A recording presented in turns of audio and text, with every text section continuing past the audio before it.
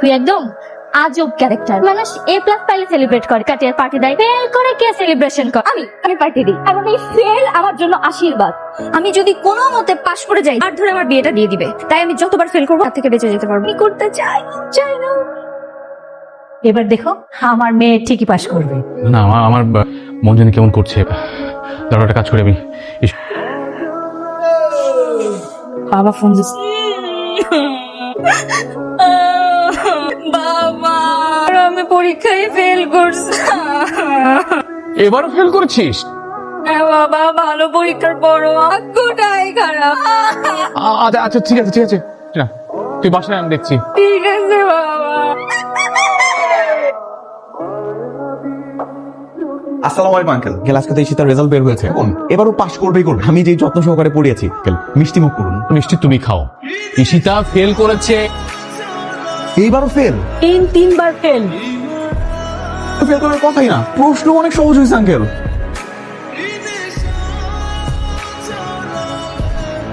আসসালামু আলাইকুম স্যার।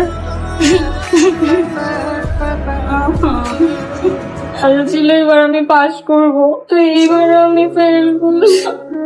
তো ভালো করে ম্যাথ গুলো করালাম, এত সহজ আসলো, তারপরও কেমনে সম্ভব ফেল করো? ভালো করে পরীক্ষা দিলাম স্যার, তবে যে আমি ফেল করি, ভাগ্যটাই খারাপ। আমার কত আশা ছিল ঈশিতা এবার পাশ করবে, ভালো একটা পাত্র দেখে ওকে বিয়ে দিব। আর সব স্বপ্ন শেষ। কে বিয়ে করবে? ও 3বার ইন্টারে ফেল। কেউ বিয়ে করবে না। আরো একটা বছর পিছিয়ে গেল, সম্মান যা ছিল সব শেষ, মনটাই নষ্ট হয়ে গেল। একদম এই মুখ আর আমি কিভাবে দেখাবো? কোথায় যাচ্ছ? ইসু ইসু, পরীক্ষায় ফেল কম খারাপ আপনারা চিন্তা করবেন না, আমি ব্যাপারটা দেখতেছি।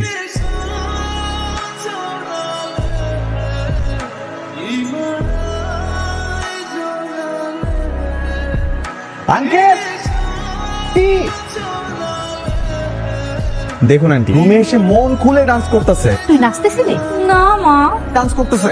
এত লজ্জা করে না? ফেল করে আবার নাচিস? মোটেও লজ্জা করে না আন্টি, কারণ সে তো ইচ্ছা করে ফেল করেছে। সে করে ওই যে আপনারা আশায় বুক বেঁধেছেন পাশ করে একটা ভালো ছেলের সাথে বিয়ে দিবেন, আশায় ঘুরে পারি, সে ইচ্ছা করে ফেল করেছে। আমার তো মেহনত পুরোটাই বেকার গেল, কিছুই হবে না। করেন রাস্তা থেকে একটা ছেলে তো ওকে বিয়ে দিয়ে দেন। স্যার, আপনি কিন্তু একটু বেশি বলতেছেন। ও ঠিকই বলেছে, তোকে আমি 2 দিনের মধ্যে বিয়ে দিয়ে দেবো। ভেবেছিলাম পাশ করলে ভালো একটা ছেলের বিয়ে, তো তা তোর হলো না। কোনো সমস্যা নেই, আমি খারাপ ছেলের সাথে তোকে বিয়ে দেবো। মানুষজন জানবে আমি অ্যাক্সিডেন্ট করছি। বুঝে গেছি। তাহলে বেশি দেরি না করে তাড়াতাড়ি আমাকে ব্যান্ডেজ কর। 50% ড্যামেজ করে দিবি আমাকে, হাতে পায়ে সব জায়গায়। তোর বিয়ে করতে তো সমস্যা কি? মেয়ের তো স্বপ্ন থাকে বিয়ে। ও স্বপ্ন পর্যন্তই ঠিক আছে, বলে না ঠিক আছে। আমার লাইফটা অন্য কারোর হাতে তুলে দিতে পারবো না। লাইফে আমি অন্য কারোর হাতে পুতুল হয়ে থাকতে পারবো না। বাবা করবো, কালকে বাচ্চা পয়দা করতে হবে, ডাইপার বদলাইতে হবে, আর একটা বাচ্চা পয়দা করতে হবে, তারপর ওনাকে তো চিনলাম না। উনি আমার মেয়ের ম্যাথ টিচার। এসছে, বললাম যে বাসায় মেহমান আসবে, থেকে যাও, তাই থেকে গেল। আচ্ছা, ওয়ালাইকুম সালাম। কি হয়েছে তোর? এটা কেমন করে হলো? অ্যাক্সিডেন্ট করছি। কিভাবে অ্যাক্সিডেন্ট করলি? বলিসনি কেন? জানতাম আমি রাত্রের বেলায় কম দেখি, এখন আমি দিনের বেলাও কম দেখতেছি। রাস্তা পার হতে গেছি, অ্যাক্সিডেন্ট করে ফেলছি। আপনার মেয়ের চোখ কি টেরা? আমি টেরা, আমি ছোটবেলা থেকেই টেরা। আমার কিছু না, আমার মেয়েটা না, একদম ঠিকঠাক। বিশ্বাস করবেন না আমার কথা। তো হাত পা সবকিছু ঠিকঠাক আছে, এই করবে না বলে বাহানা দিচ্ছে। আপনাদের যদি মেয়েকে পছন্দ হয় বিয়ের জন্য ভাবতে পারেন।